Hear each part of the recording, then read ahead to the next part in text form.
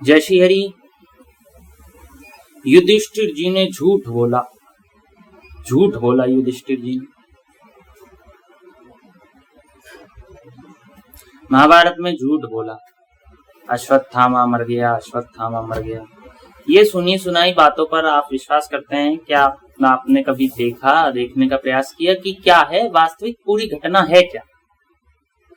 तो आइए कुछ घटना से हम आपको परिचित कराते हैं। आइए, महाभारत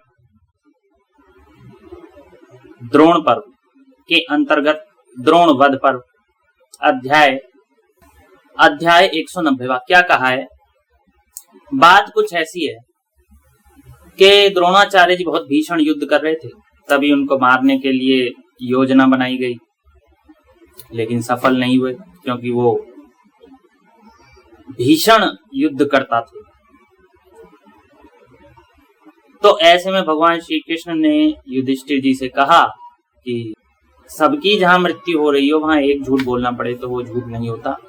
इतने में भीमसेन आके बोले कि मैंने अश्वत्थामा नामक हाथी को मार दिया है। तो ये काम उनका सरल हो गया कि अश्वत्थामा मर गया, और भीमसेन चिल्ला उठे अश्वत्थामा मर गया। तो भगवान श्री कृष्ण के कहने पर युधिष्ठिर राजी हो गए। कैसे? द्रोणाचार्य जी ने उनके समीप आकर पूछा कि क्या अश्वत्थामा मर गया? तो युधिष्ठिर जी ने कहा अश्वत्थामा मर गया किंतु हाथी। अश्वत्थामा मर गया तो तेज कहा, किंतु हाथी धीरे कहा। तो झूठ तो नहीं बोला उन्होंने, असत्य तो नहीं बोला, लेकिन ऐसा असत्य बोला गया भी, असत्य बोला नहीं लेकिन असत्य का आचरण किया हल्का सा, के सामने वाले को लगे मैं सत्य बोल रहा हूं। मन में तो उन्होंने अपने सत्य ही बोला, वाणी से भी सत्य ही बोला, लेकिन आचरण में सामने वाले को ऐसा लगे कि मैं सत्य बोल रहा हूं।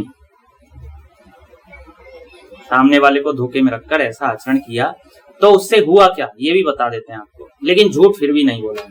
आइए बताते हैं आपको शास्त्र के माध्यम से। एक ओर तो वे असत्य के भय में डूबे हुए थे युधिष्ठिर जी, और दूसरी ओर विजय की प्राप्ति के लिए भी आसक्ति पूर्वक प्रयत्नशील थे। अतः राजन उन्होंने अश्वत्थामा मारा गया यह बात तो उच्च स्वर से कही, परंतु हाथी का वध हुआ है यह बात धीरे से कही। इसके पहले युधिष्ठिर जी का रथ पृथ्वी से 4 अंगुल ऊंचे रहा करता था, किंतु उस दिन इनके इस प्रकार असत्य बोलते ही उनके रथ के घोड़े धरती का स्पर्श करके चलने लगे।